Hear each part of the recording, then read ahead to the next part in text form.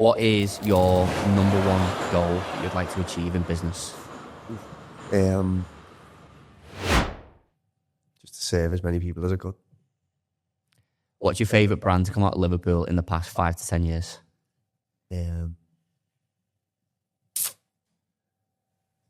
Frequency.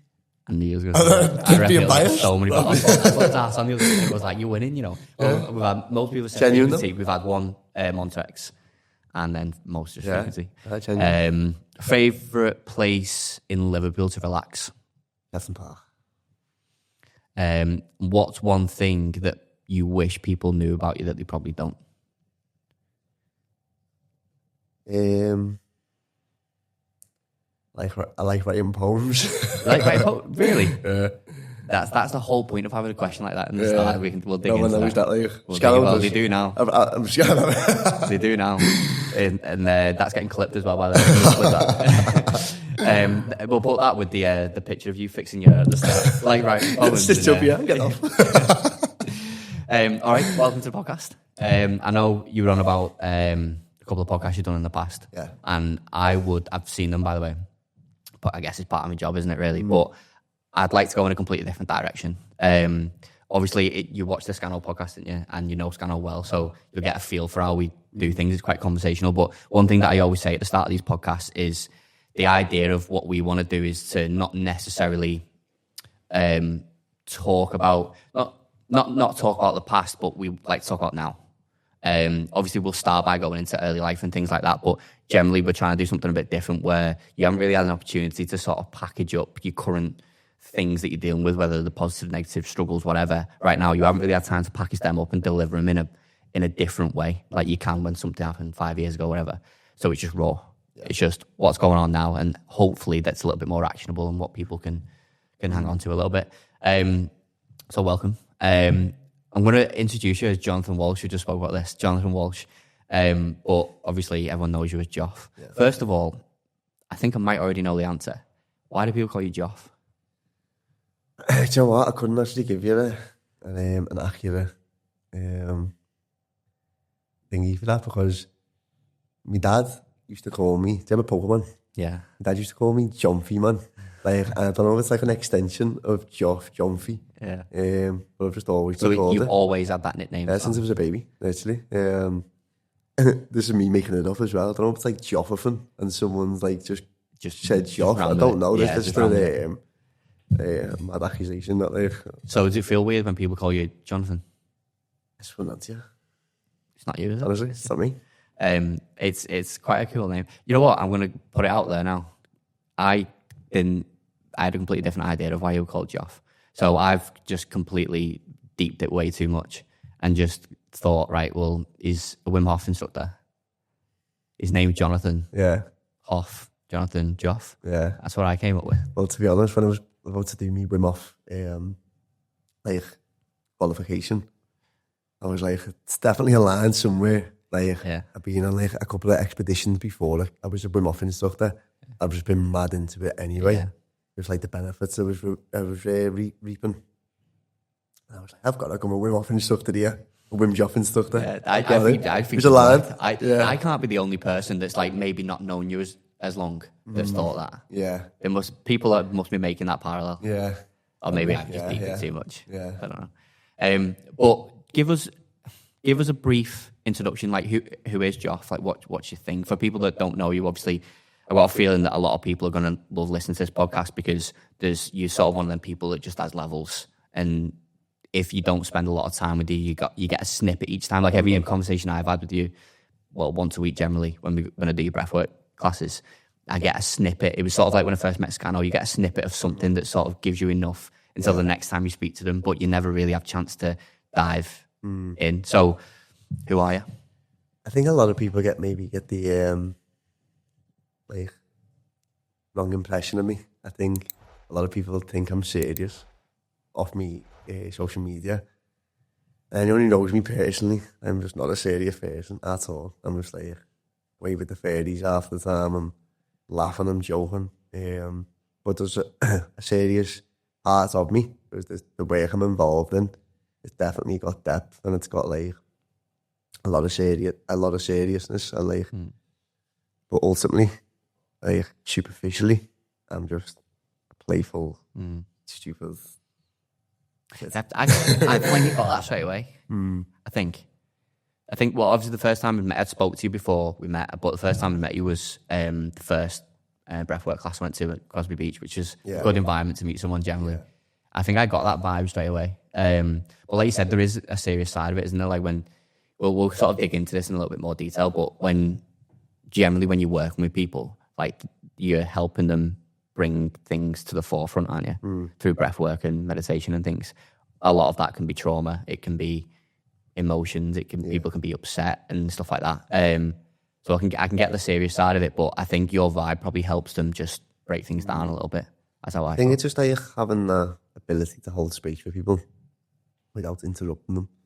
That's the big thing about holding space, is just like allowing them to be as they are and just like let things come to the surface without like people always trying to interfere and trying to, like, in many cases, people interfere and put their projections on it, and it's like, well, that's not their truth. Yeah. But like, because our like mind is so fragile, it can be diverted, and then they when they are vulnerable and it's soft, it's like they can then be influenced by the person who's holding space. You know what I mean? So I think that's just like for anything in regards to just being able to create that space, take a step back, and just I don't really go around and touch people neither when I'm doing breathworks and stuff. Cause a lot of people do. That's absolutely fine. During, yeah. Oh, really? So like, if someone's crying, touch them, go and console them a little bit. Yeah, but I just let them be. You know what I mean? Because like I'll let them come to their own realizations in their own time without interfering in anything. Yeah. Obviously, I'm there as a bit of an anchor if someone feels a little bit at unease. Because it can get weird sometimes, can't it? It can get intense. And if you've never done it before,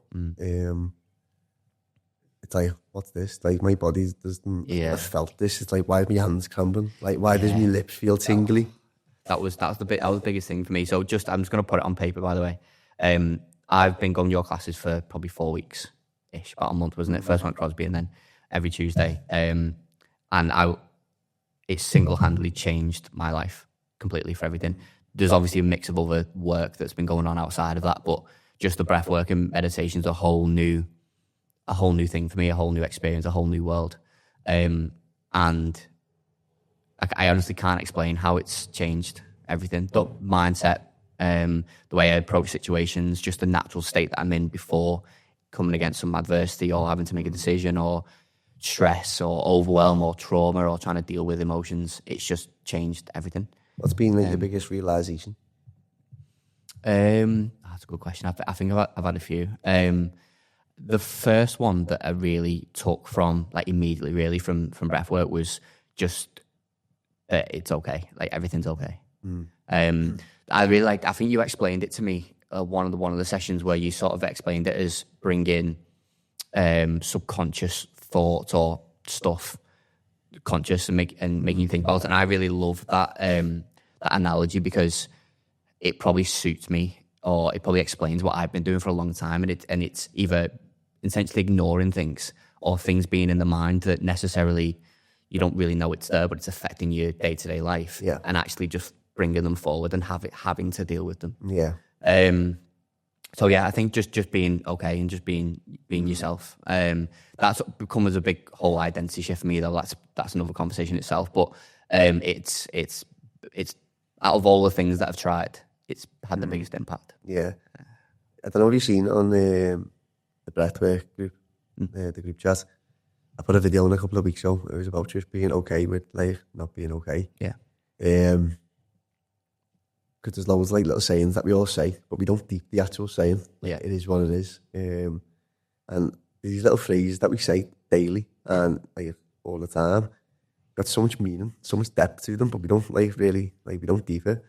But that, like, it's okay not being okay phrase, it's like one of the big teachings I took from a 10-day silent retreat I've just done about 6 weeks ago was equanimity or remaining equanimous, which basically means being okay with anything. So you're okay with, because it's like a self-observation meditation. So all you do is just observe the sensations, similar to things that what I've brought into the breath works, but what you're doing is observing the sensations. And it doesn't matter if it's pleasant or unpleasant. It holds like the same characteristic. It's a sensation. You take away the attachment from it of like, I want it to be this and I don't want it to be that. Because that's what's actually creating the suffering. Yeah. The creating the suffering is the tension. That's the suffering, not the actual sensation. You just allow the sensation to be and let it to, like, just fizzle out as it should, because everything comes to pass and you watch the rise and fall of it. But it comes back to that like phrase. It's like, whether it's a good or bad sensation, or pleasant or unpleasant, I'm okay with it. Yeah. As soon as you accept that, like, as soon as you surrender to that, like, energy is just like liberated, because it's like, okay, so I'm gonna be the observer. I'll take a step back. I'll let my body do what it needs to do, because the body knows what to do. Yeah, the body can heal. The mind just doesn't let it. As soon as the mind interferes, it turns on the stress response. It makes stories. It manipulates. It tries to make things make sense, and it's trying to make sense. Very analytical. It's trying to make sense. That was me. Like, just I did a couple of therapy sessions that way. In the end, I don't know if it wasn't for me or I didn't maybe do enough research to find the right person, but I might revisit it at some point. But I spoke to somebody because she talked about intellectualization a lot, which is what I do. It's everything is ones and zeros. Everything, you put something, you get something out. Everything always has to make sense. A certain situation happens and it has to make sense. Yeah. The biggest realization that I had, going back to your question earlier on, was probably that was one of them. Just being okay when things don't quite make sense, because not everything makes sense, or understanding that not all the time you can put something and get something else. Sometimes it doesn't work out, and that sort of gets me to a point where I'm in those stressful, overwhelmed situations less to begin with. But then when I am in them still through business or like whatever it is, I can just deal with it better. Like when I come out with one of your breathwork classes, I actually think I feel neutral. I don't feel dead happy, or the actual state that I get down to it. I actually feel quite giddy when I always say it's like having 2 pints. You just feel giddy, and you just emotion and love. You just feel like somebody you've not spoke to. You didn't even say one word to them when they walked in, but you sort of, I say wake up. You wake up even though you're not asleep. You wake up and you hug them. But you didn't speak to them before, and I think I could make my best decisions coming out of one of them sessions. I just feel so clear and neutral, and things that might have been eating me up before or whatever, I actually don't seem that bad anymore. Well, that's the thing. Like, there's a different method called the Dr. John D. Martini method. I've been following it for a while now, and basically what he's saying is, like, when we're infatuated with something, we're like, we'll make wrong decisions. If we're infatuated, it's always going to be what we want. And it's similar, like concepts of the teachings that I've just talked, just in a different format. When we're infatuated, we'll make a decision based on our emotional state. When we're resentful and we hating something, we'll also make the wrong decision because we're angry. We hold resentment to it. So from either of them states, we're not making that a neutral decision and the right decision. Where if we can bring some neutrality into that, then we will generally make a sensed decision and a calculated decision based on like logic. Yeah. Do you know what I mean? Yeah. So I think in many cases, his method involves in like, if you're seeing yourself in a negative situation, what's the positives I can take from it? If you're seeing yourself in a positive situation, what's the negatives I can take from it? Because it'll always balance the equation. Yeah. And this is the state, like, what we always want to be in, neutral, where everyone always thinks that we should be always excited, always happy, joyful, always this, always that. And it's like, no, life is polarity. It's ups and downs, but how can we like shorten like the refractory period and bring into like some sort of neutrality into our life so we can walk through this state where it's like, I'm neutral. And the Buddha actually says that's like one of the states of enlightenment. It's the state of enlightenment is the line of like symmetry, like being like having this like equilibrium lifestyle where it's like I see things as they are, not as I want to see them. Yeah, do you know what I mean? You usually start with that a little bit, don't you, on the sessions, and I mean that's what kind of gets you in the headspace. But somebody, we'll sort of move on in a sec because I want to go back to your story and things, but just I still can't believe the impact that meditation and breathwork has had on me, and I feel like I'm responsible for why you're on the podcast to speak for everyone else in that room every week as well, because you see it, you feel it, like how different people walk in and versus walking out of the room. But some of the things that I want you to touch on that I've experienced is like the hand cramps was a bit of a strange one for me. I remember you saying to it maybe on the first session. I remember you saying don't be alarmed, or if it gets to, you might experience hand cramps and things. But I was thinking, what do you mean? Because all these tingles and sensations in your body and things like your hands cramping and emotion and stuff. For somebody that's never experienced breathwork before or meditation, you can't really understand how something like that can happen to your body without being touched or without any kind of contact. Yeah. How can your body and just something that as what seems as simple as controlling your breath or doing things with your breath make you feel so intense? So I remember the first time my hands cramped and I was like this, and I was like, it scared me at first. Like I physically pulled them back open. I was like, what? And then I got the sensation from it, and I wanted it to happen again. I really wanted it to happen again. And then each session, so I've done 4 sessions now, I think. First one at the beach was like a struggle to switch off a little bit. I was the usual things. Am I doing it right? All this stuff. And I spoke to you afterwards, and again, just on you holding space, there was 40, 50 people there, and you was there until the last person left. Like you had space for every single person, which I appreciated.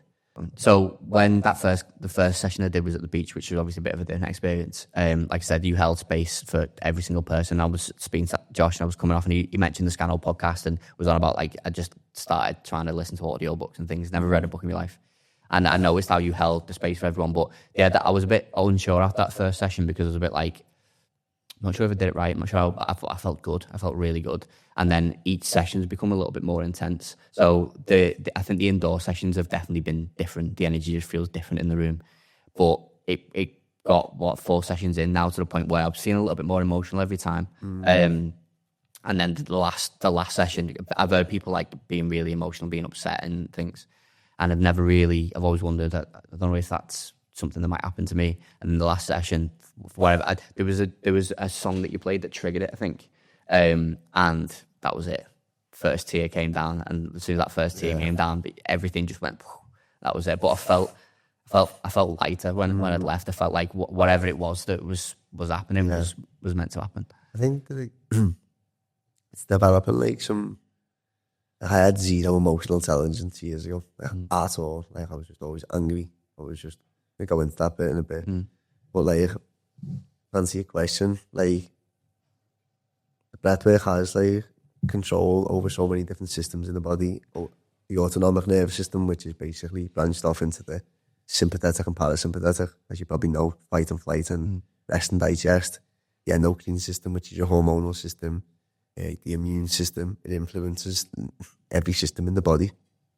But when we breathe deep, regions of the brain that activated like deeper parts, like the cerebellum, it's like this is like the brainstem. A lot of like memory and emotion stored in like the left side brain. And the biggest thing in regards to like people breaking through to become, not so much breaking through, but becoming emotional, is getting past that analytical part. But when we're analytical, we're trying to still work everything out, like you said on your first time, am I doing it right, am I doing this? But it's nothing to do with, am I doing it right? Like I always say at the start, there's no right way to breathe, no wrong way. There's a more optimal way, of course, by using your diaphragm, but don't overcomplicate it. You're breathing deep through your mouth. Simple as that. And like, no, getting too scientific. You're pushing carbon dioxide. That's out. That's why you're getting all these tingles and like the calcium ions and that lower. But that's the biggest part, is just to get past that analytical mind. Because there's your conscious mind, your analytical mind, and then your subconscious mind. And you just need to get past that. Yeah, just break through it. It is sort of breaking through it a little bit. Literally, because it's only your ego as well, your conscious mind and your analytical mind. It's your ego just not letting yourself let go. It's like, nah, I'm clinging on. I want to be in control. Yeah. But you know what? As soon as you do let go, that's when you'll have experiences where people may, especially people who are new to breathwork and stuff, meditation, you have an experience and then they attach to that experience and want to gain that experience again. It's like, I felt well better last time. Yeah. But then you keep thinking about that. You stay in your analytical mind, like that. Stay in your conscious mind because you're craving. Yeah. That causes suffering, but you're wanting something that you're denying your own reality. Yeah. Right now is what's happening in your own reality. This is why I always bring it back to the sensations. So when we do the breathwork exercise, I just focus purely on sensations. Yeah. Because that's your present moment reality. That's what's happening right now. Right now, yeah. Not what happened or what is going to happen. Yeah. You're being present with. Like you got like an inner and outer body. The outer body is obviously the skin and all the whatever. And the inner body is like the unified field. It's connected to everything and everyone. It's like oneness. It is the universe that lives inside you. But you have access to the present moment just by feeling sensations. Yeah. You know what I mean? So wherever you feel stressed, it's always just important to be aware of your breathing. Yeah. Or just... I've noticed you do it just continuously. Like you're breathing, yeah. I've never, obviously you wouldn't notice it in anybody else, would you? But I sort of, I guess just an attention to detail thing, but when I first spoke to you, like one-to-one, I noticed that your breathing seemed different. And I've just said to him, that he's probably just aware of it and like obviously has done all these other things. And I want to get into that. So I know you as of the past, let's say 2 months for how you've helped me and how you've helped everyone else that I spoke to around you. But I know nothing about you at all. I noticed that the last class I brought someone with me and she'd never met you before. And she picked up on the same thing. So she said, I wonder if there's anything I wonder what his early life was like and what trauma he has, because you always mention at the start of the sessions about traumas and things. And obviously, like I said to you on the other day when I voiced note with you, like I know obviously you can be addressing the people in the rooms which are relevant to them. But at the same time, I'm thinking there must be something in your mind or in your experience that has led you to be here doing this now. So what is your story? Growing up, it was rough. It was everyone else, not so much everyone else, but like a lot of people. Do you know what I mean? It was just rough. It was just a constant battle for ego. Do you know what I mean? That's all it was really. I hate to say it. It sounds like so cliche, and like a lot of people say it, but like I was just always fighting. I was always fighting when I was younger. Always. I used to play football. I used to fight every single week. It was just me just trying to prove myself my whole life. Yeah. That was a big realisation I had when I was on the silent seat. Sat in silence 10 days, and it was like, you've spent your whole life just trying to prove yourself. That's all it is. Everything, even to the extent of buying nice clothes, fighting, like literally fighting all the time as a kid just to be seen as like trying to be like feared in some way. Like even like my self-development journey. Probably that's like the first couple of years was all ego based. Like I want to be seen as this, and like I'm influenced by like you like Siscanos and one of my other mentors, Paul, and you want to be like them. So it's like I'm trying to prove I can do this. Do you know what I mean? Yeah. And it was when I was on that silent retreat, I was like, I'm always just trying to prove. But then I came to the point where I was like, I feel like I've surrendered to it. I genuinely have. I think like that 10 days have healed so much, so many parts. Still not fully healed, of course. We're not. It never will be. But it's definitely healed from what? Healed from like this illusion of wanting to be something. I'm just okay, just like actually just sitting back and just like letting life move through me rather than just trying to force. Went off subject a little bit there, but I always do. no, it's fine. It's just whatever comes to mind, because nobody can tell your story. Yeah, and only you can. So going back a little bit. So yeah, always just like always fighting and stuff. And even boxing. I got into boxing. I actually love boxing. I did love it. I've always just had a big passion for it. But in some extent, I was still trying to prove myself. I wanted to be someone. That was like a big driving force for me. You know what I mean? Like getting up and I want to be someone and I want to be seen. Just wanting to be liked, kind of thing. So it was only when I stopped boxing, so lockdown. So I was in the gym for still about a year. I'm an with what to do with it. I was eating mushrooms a lot in lockdown, and this is like a proper broaden my mind and broaden my perspectives. And I was just like, what am I doing with it? You know what I mean? And it was with like, boxing? With boxing, yeah. And then that was at that time. That was like your main. That was your everything. Boxing was just you're a boxer. That's your identity. I'm a boxer. I've got to make it as a boxer. I didn't go to like. Went to a boxing college. I didn't have any qualifications. Didn't really do anything in school. Didn't have any qualifications. I've always labelled myself as this because that's what everyone else labelled me. A bit of a dope. So I always just had that identity. Like, I do nothing else. I can only box. You know what I mean? So I didn't like the work on site. I had little bits of labour and stuff, but not like I had no trade. Like, I have to make this work. I was in lockdown. I was eating mushrooms a lot, and I was just like, my mind just open. I was probably in similar circumstances where you're at now. I was just like asking different questions. Yeah.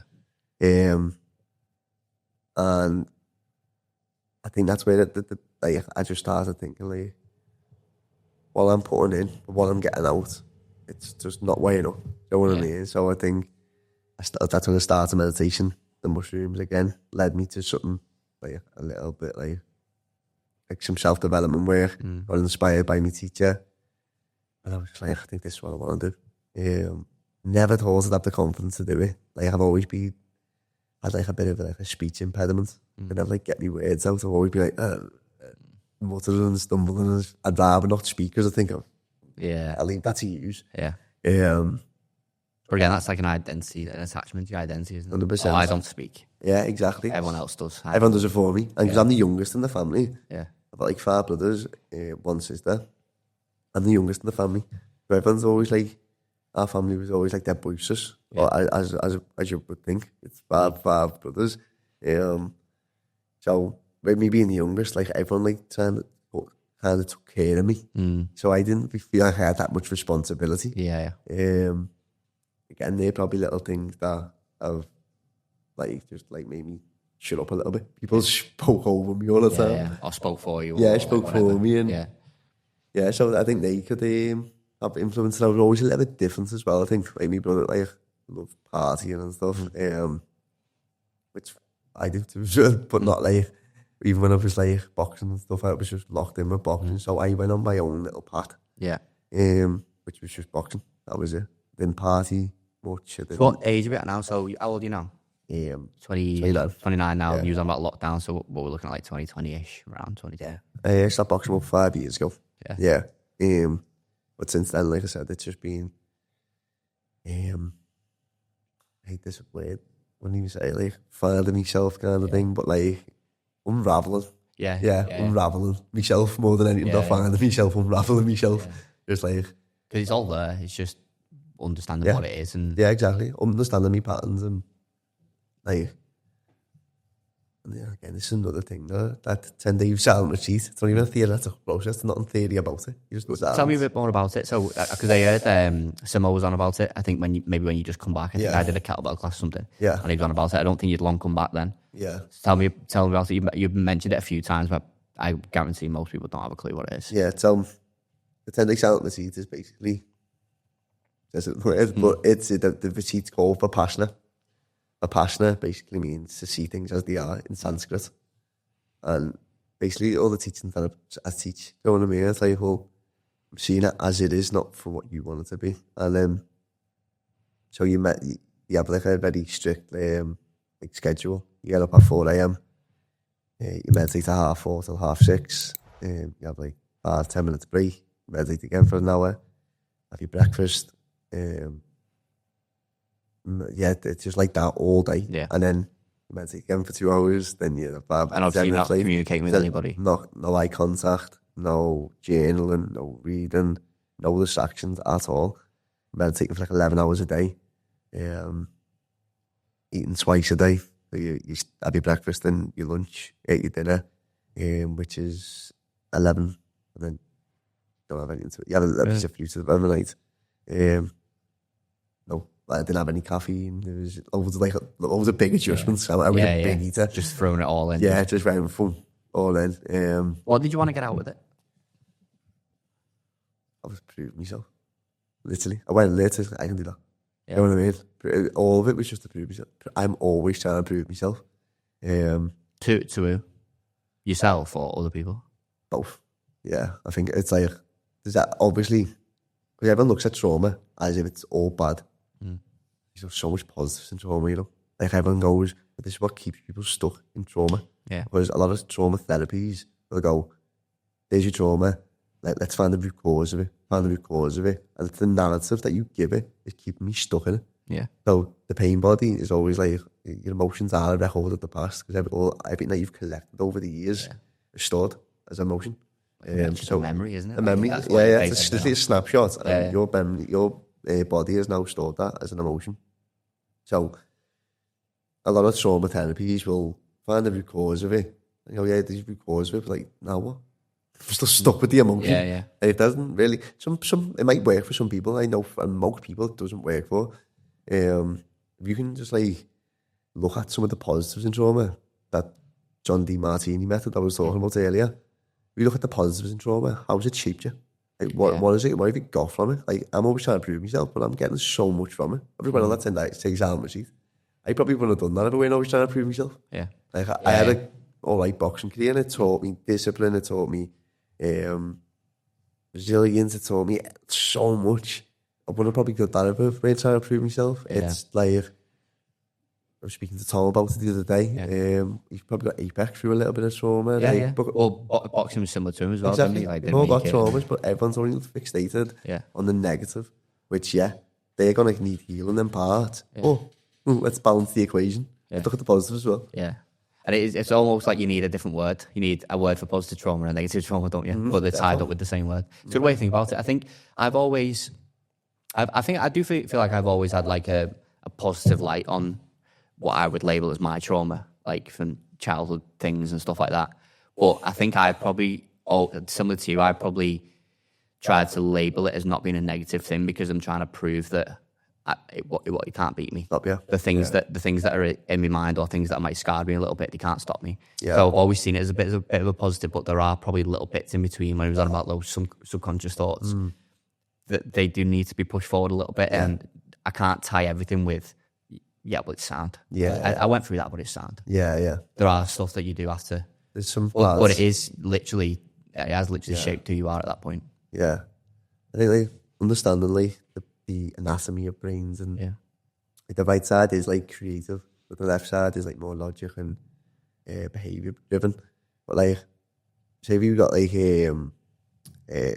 this is what I'm trying to get to with like bringing subconscious into conscious, because it's only when it's conscious you can actually then navigate your journey, do something with it. Because if it's so subconscious, it's always going to play its role in the background. It's always going to keep repeating itself because you're not aware of the pattern to go like, I'm going to break that, bang. Yeah. But it's like the right side brain and the left side brain. If right side's creative and you create something, it's got to be then put into practice with the left side brain, which is behavior. So it's like understanding that everything works together, and there's no like better, like if you always were living too far left, then you're not going to have this like free flow of life, because everything's logic, everything's analytical. Which is kind of the spot that I was in. Yeah, that's what most people live in. Most people live in the left side brain. Not saying that they're not creative, but like everything has to be so it's like over-engineered, isn't it? Because if you look at both of them, the creative side is the unknown. Yeah. Whereas it's creating, it's easy, you don't know that. Yeah. It's creative. Yeah. The left side is the known. And most people want to live in the known because it's familiar.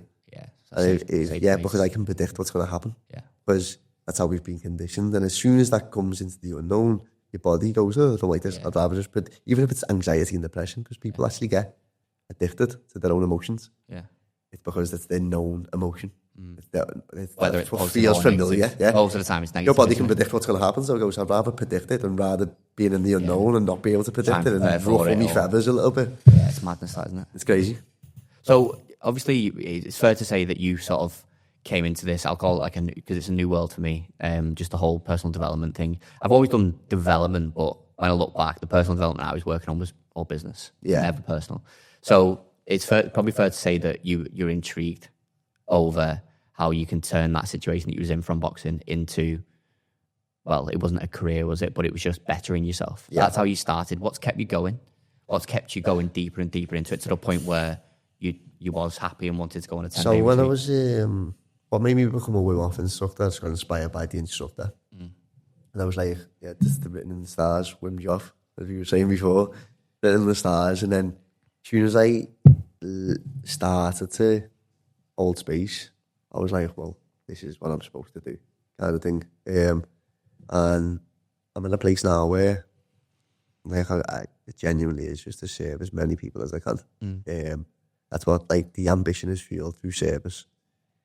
Obviously, money will be a byproduct of that. And I'm just leaving my job at the minute in the process of changing jobs. So, of course, I'm going to have to monetize this generally to reach as many people. And the sessions are free. I do them off the back of... I don't know how you... Like, for what the value that people get in them sessions. And I know there's obviously... You do just want to serve people, and that makes sense. That's the reason why, I guess. That's why it makes sense. But, like... You are just doing it because you're not benefiting from it financially at the minute. Obviously, you'd be lying if you said you don't need to make a business out of it. There's going to come a business at some point, but you're doing it in the right way. Yeah. And like I feel like that the community that you built already, considering it's not really a business, like you've not turned it into a business. Yeah. The community you built purely based off that is, I think, most people can't do it. I think I've got like little bits of like money wounds as well, though. Like where I don't feel worthy of it. It's like. Because I've never really like, been abundant with it. Yeah. I'm always a little bit like reluctant to constantly push money. I feel like if I just keep pushing with myself, filling my cup up, because ultimately, if I'm not doing what I need to do for me, and I'm in this region, the one thing I would always hate to be seen as is a fraud. Yeah. I need to keep filling my cup up to be able to... It's really difficult though in this space, isn't it? This one of the questions I had in mind that I wanted to get your perspective on, because I asked Scano a similar thing, like with the I Am project and stuff, and just personal development in general, because obviously you're experiencing their experience when you're doing a breathwork class or something, and there's obviously trauma there's emotion and things.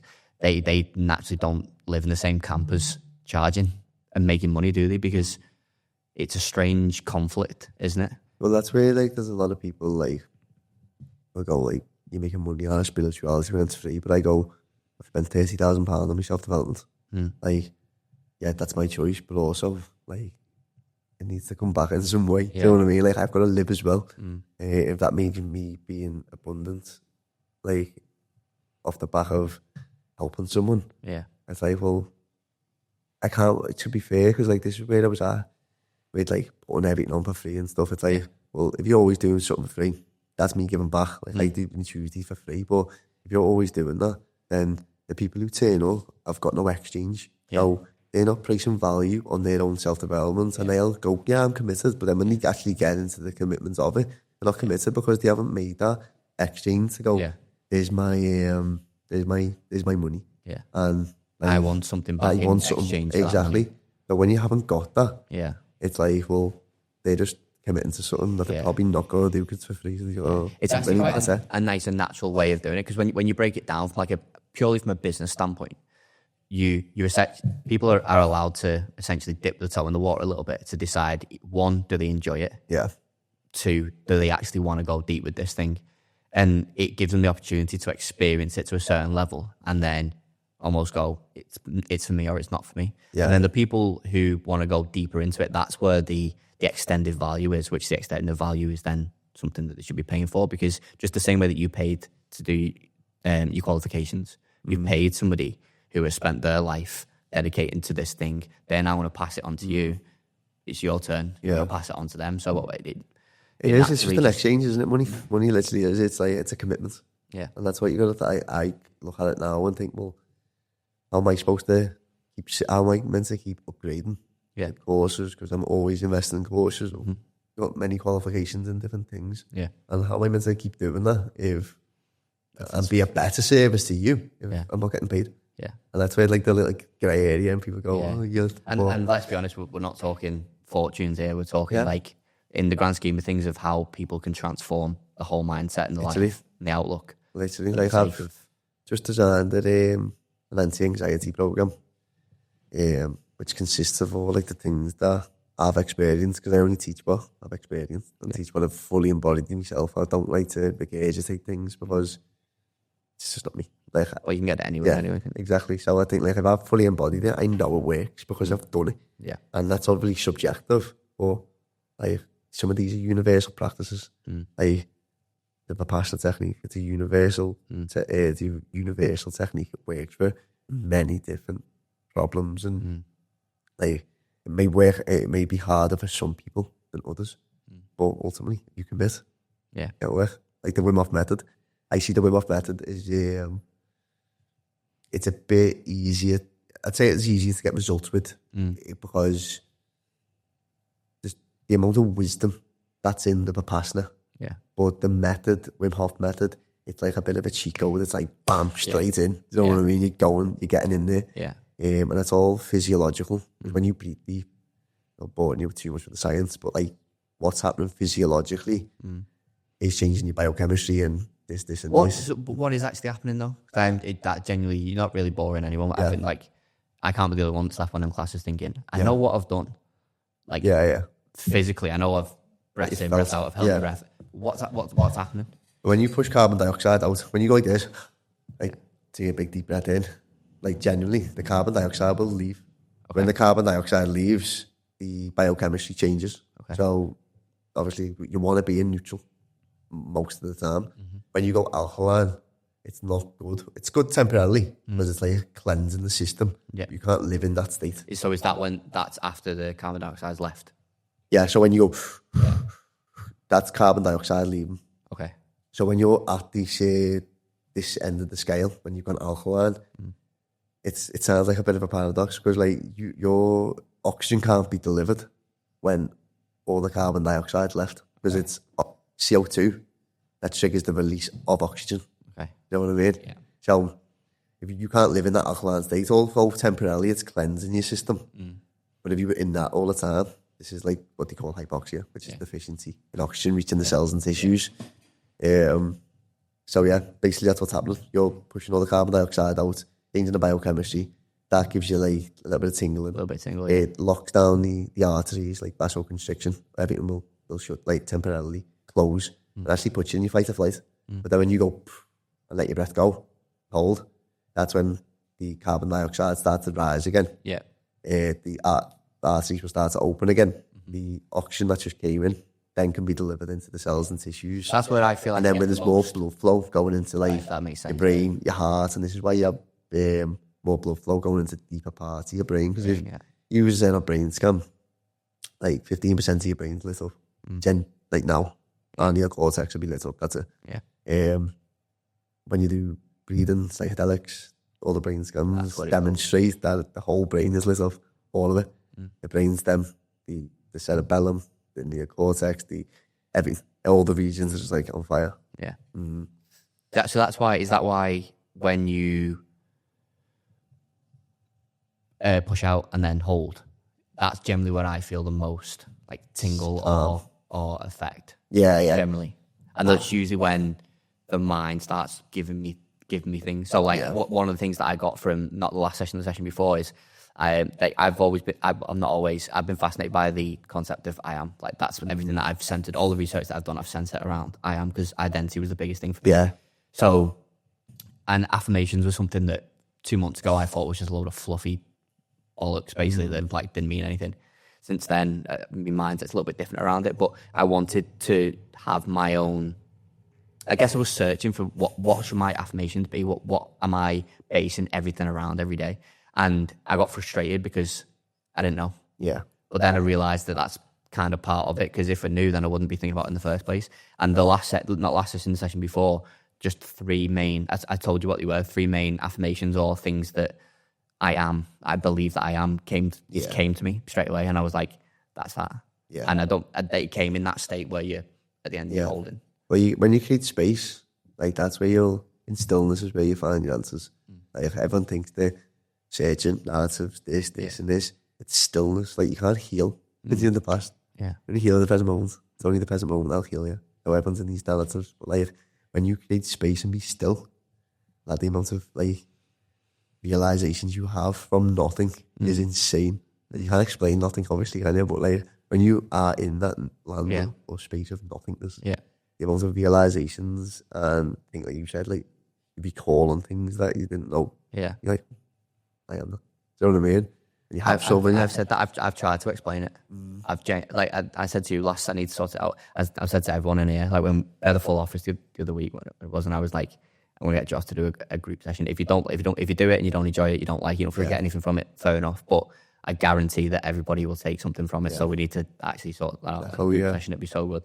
But I have tried to explain it. Yeah. And I kind of understand why people are a bit like, because I think if literally 2 months ago, if somebody was trying to explain it to me, I would have been like, fuck you talking about? Yeah. You can't explain it. But I kind of like that part of it, because if I can't explain it, that means that the experience that I've had is mine. Yeah. It's nobody else's. Yeah, exactly. It's not the same. Everyone obviously has their own version of it, even everyone in that room, but it's mine. You'll have like similar sensations. Yeah. Like you'll have the tingling, but you'll have like different experience. But the value of what you come out is different, because obviously it's based on, like you said before, the memory that you've built up over the years of different traumas and things. Yeah. Is obviously controlling your emotional state. Definitely.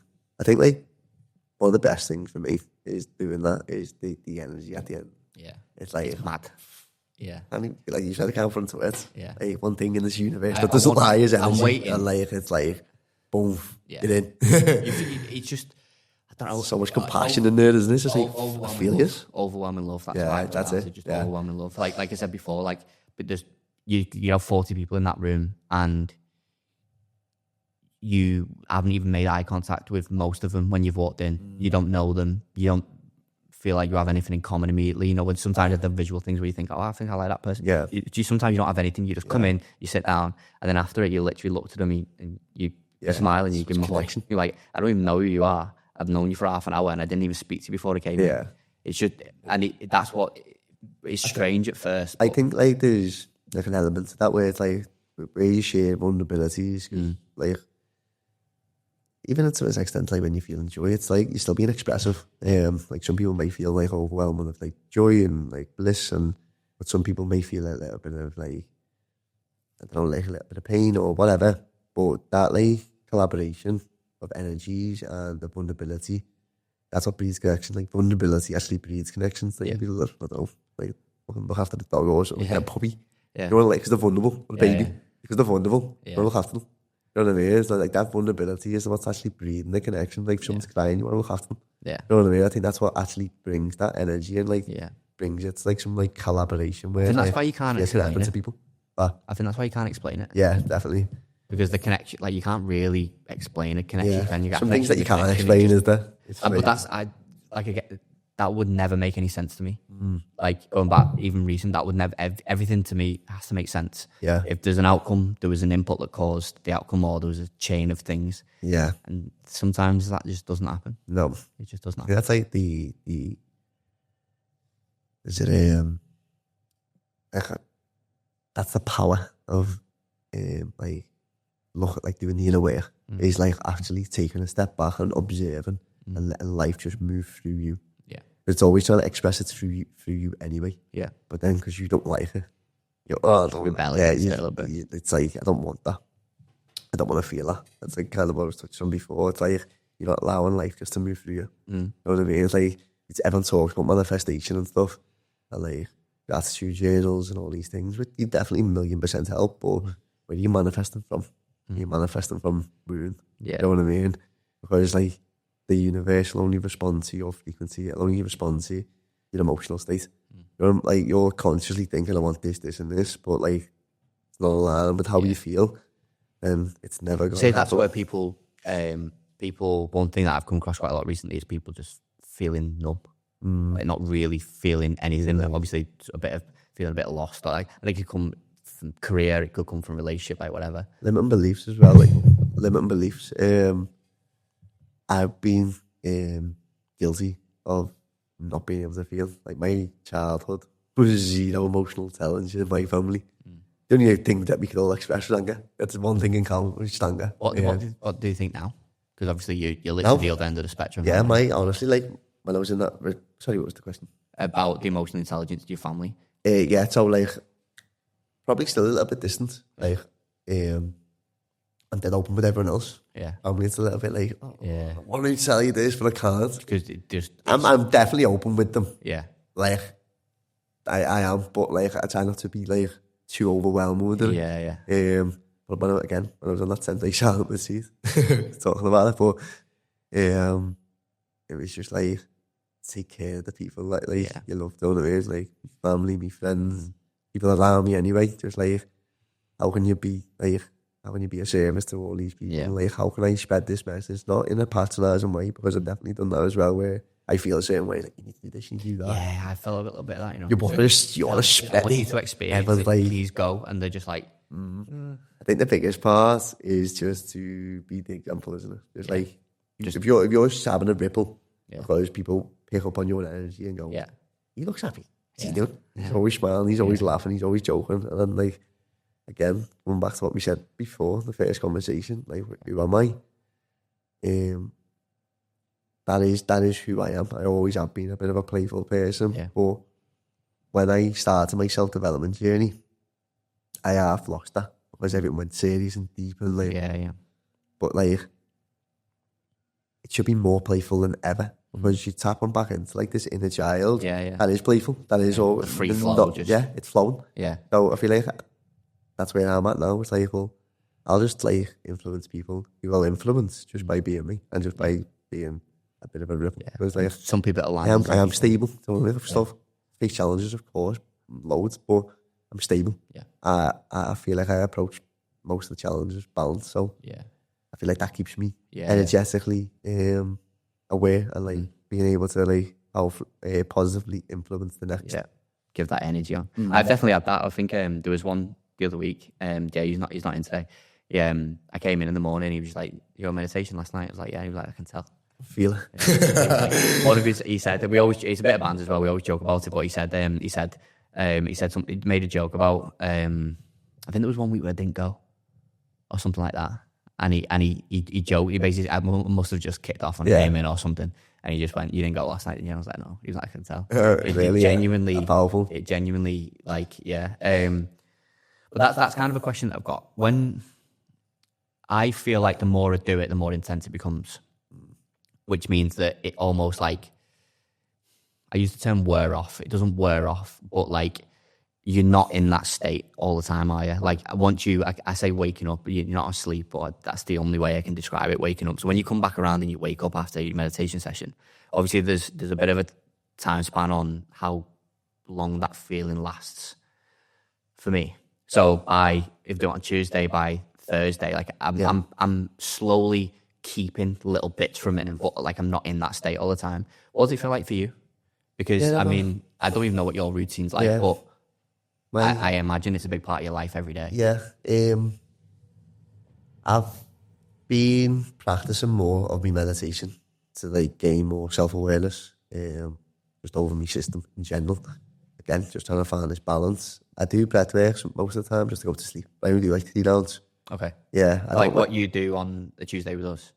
Yeah, just a normal Wim Hof style breathing, but 3 rounds knocks me out. Yeah. In the morning, like I've started prioritising meditation over the gym and stuff. Yeah, because obviously when I'm in a rush with work, and do an hour's meditation and go to the gym. Go to the gym, yeah. Be up at like 4 o'clock. Yeah. So I've been prioritising the meditation over the gym, really. But this is another thing why I'm leaving work, because there's not feeling myself. It's a real conflict, that, isn't it? Yeah. Like, to go from that extreme to being in a normal. Yeah. A normal I think like job. 9-5 jobs. My job's not 9-5. It's like 7 usually. So it's like the dream killers. You know what I mean? Like, I can imagine. It's just like I've got no time to fill my cup up. I've got no time to prioritise. I've got no time to like plan. I've got no time to be creative. And then what's actually taken away is like putting stabbing a hole in the bottom of my cup. It's emptying it because I'm getting frustrated with work. It's a very demanding job. It's a lot of pressure. Having to deal with things that you don't really want to deal with. So I'm like, that's sucking me dry. Yeah. So it's taking away the creativity, taking me that, like what we talking about, that flow. So I'm like, well, it's going to be a big loss financially, but also it'll open up new doors. I don't see it as... So from a business standpoint then, how do you see, in your ideal world, if you could click your fingers now and tomorrow you had your ideal lifestyle, setup, business, everything going on that you want it to be. Yeah. What do you actually want from it? So, like the one-to-ones and stuff is something that I'll be delving more into. I've been like getting a couple on the sides, more programs like the anti-anxiety program that I've set up, more programs like that. And one of the big things is just like what I'm going into is like foster care. It's only 2 days on, 4 days off. Yeah, but something along the lines of being actually interactive with like one person. Yeah, because I'm just looking after one kid. That gives me like a lot of hope to go, I can change one person's life, yeah. And I would have the potential. You know what I mean? So I think like that is like the present moment. Future plans is like, but I need to reassess and really like nail down. Well, maybe it's something that's just going to build as you go, isn't it? Yeah, I think that's what I don't look too far ahead. Yeah, I probably should to an extent, like, this is where I want to be, because if I don't put it out to the universe, like, it's not responding to me. So there's elements where I'm present, but like a little bit like docile as well. Yeah. Floating through life. Like, if you look at like all the archetypes of like people, like the fire, water, air, and earth, like grounded. That's definitely water. Floating. I think it's a good vibe though. Like, I get a really good vibe. I think like you'd be like more like that ambitious like fire. You know what I mean? Like driving, like wanting to like just boom, boom, boom. Yeah. But obviously we've all got these elements in some degree. Not solely one of them. Not solely one. Yeah. So it's the one that like I work on is one, complementing that fire with probably a bit of water. Yeah. Literally. I think it's just, but then I think when you're aware of that, it's like, how can I bring a little bit of fire into it? How can I plant something? Get your shit done. That's what I struggle with. But it's nice. It's a nice balance. We've got 5 minutes. It's gone absolutely rapid. That we could probably do another one. But I think what I'd like people to know when they're listening to this and watching it, because there might be some people will know you very well, and you might have even gone into more detail that they don't know. Yeah. But there'll be some people that are listening to this that might have come along because they're interested in business or they run a brand or something, and they don't know you at all.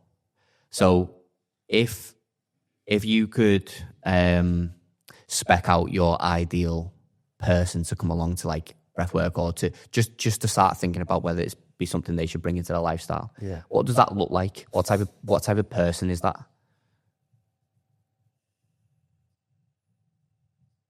Is there a type of person? I was going to say no.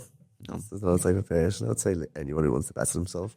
Simple as that. And better themselves in what way? Emotionally, mentally. Yeah, it's gain some insight. Yeah, along those lines. The reason why I asked that is because I think from having, I guess I've had one foot in each camp of like sort of dipped my foot in a little bit the past couple of months, but I've also been on the other side of it where I thought that is not for me. Yeah. The stigma that I think a lot of people have is you have to be like really up and you have to be really trauma driven and really, almost on the brink of depression to be able to have to do it. Yeah. So I personally listen to a lot. It's Dr. Joe Dispenza, and he goes like, why are you waiting for trauma, loss, disease to change when you can change in the state of joy? You can change in a place of like in a totally different state, because you've got to unravel so much more when you're depressed and you're full of anxiety, because it's inevitable that you're going to face challenges. But why are you waiting for a crisis? Why are you waiting for disease? Why are you waiting for... maybe I should do that now. Everyone's waiting. Yeah, maybe I qualify. It's another thing when I learned in the year retreat. You spend your whole life waiting. Yeah. Like, you're waiting for the next minute, you're waiting for the next moment, you're waiting to have your dinner, you're waiting for this meditation to finish. I was like, oh my God, I'm just waiting all the time. Yeah. So you're never present. No. Then, like, again, going back to the question, it's like, everyone just waits for something to happen to then change. And they've been catalysts for me. Like, breakups and like losing my dad, and they've all been catalysts for me to go, I need to change something in me without pointing the finger. It's like, it's me. Don't want to weird. So pain is usually a catalyst, but you don't have to wait for pain to experience this. I think that's a good takeaway. I actually feel like we've barely scratched the surface, to be honest. Yeah, I really do. I feel like we'll have to do something else, or whoever's listening to this and you've got a podcast to get you on, because I think there's probably another level where we could go here. Just before I finish off, I've got one question. I've given a lot of information here, and you've gone deep into some of the inner workings of it, which some people will hold on to. Some people might go and look into it in their own time. If the majority of people that be listening and watching this have never looked into breathwork, meditation, probably don't even know who Wim Hof is. Some people are going to be all over the place. If they're intrigued, if they've listened to you and they're intrigued, where should they start? Is it a book? Is it online? Is it a class? Just experience. There's on YouTube, you've got the Wim Hof breathing. Again, the amount of people I've spoke to who say, I can't meditate. Like, we can't play tennis neither. I'm tried. You've practiced. But everyone just thinks you're meditating, all thoughts go away. Yeah. It's nothing to do with that. But I always say breathwork is better as an introduction, because you get some sense of feel. Yeah. You get some sense of like, oh, what was that? Where meditation, you sit there, you're bored. You're like, not for me, that. Yeah. It's that element where it's like people are looking for a rush. It's like a bit of an addiction, addictive personality kind of things. Like they're looking for that. There's that rush that's going to give them something. Breathwork can definitely give you that. Yeah. So 3 rounds of Wim Hof breathing on YouTube. If you want to go a bit deeper, there's 5 rounds. 6 rounds. We do 5 on a Tuesday, don't we? Yeah. Well, 5. If you want to come to my class, we go in deeper because the breathing is longer. Yeah. So like, basically you do 30 breaths, 40 breaths, and then I carry on. On the last round, we always do 7 minutes of breathing. Yeah. So it's like it's a long one. It's about, we do 150 breaths. Yeah, we do about an hour, don't we? Yeah, we do about 50 minutes of this. Yeah, 50 minutes. And then there's a bit at the end that you do that. I don't know how you would class that, but that's meditation. At the end where you sort of like, I tend to sit up then usually. Yeah, that's when I tend to get the hand cramps. Yeah. That's like the meditation, just to like bring some like stillness into like incorporate what you've just took from that, like glimpses, and while your mind's still, then you can actually like apply it to it. Yeah. Like think what direction up. That's been analytical, but be still. Not much state. I think it's been everything that I wanted to be honest. Anyone who's listening and watching this will know that you can go deeper. I think there's still stuff in your story that we've not covered. Which makes me want to do another episode, to be honest. Yeah. But thanks for coming on. And for anybody that make sure you go and follow. What's your Instagram? Mind.Body.Cold. Mind.Body.Cold. Which is a quite cool Instagram. That isn't really. Mind, body, soul. Mind, body, yeah. It's a spin off in the future. Make sure you go and follow Jof on Instagram. And you've got the free WhatsApp group.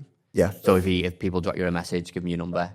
Into the free WhatsApp group. Daily practices. Breathwork, meditation, a little bit of insight, knowledge. To the group first as well, don't you? Yeah. So anything that is what I'm like kind of forming, like the anxiety program and other things. Yeah. Breathworks, the group have got first access. Yeah, brilliant. So if you're watching and listening to this and you don't really know where you're at, or even if you should be trying to experience this, whatever it may be, I guarantee that if you just consume a bit of Jeff's content and maybe try some of the breathwork practices that you put in and stuff like that, I guarantee that you will feel some type of way towards it. And that's the whole point, isn't it? That's the first step. Feel some type of way. For me, it was really positive. And like I said, hand on heart, it's changed my life for the better. And I'm excited to carry on my journey as well. But that's all thanks to you. So I'm hoping that this has gone some way to get the word out and get more people involved. It's over there. Thank you.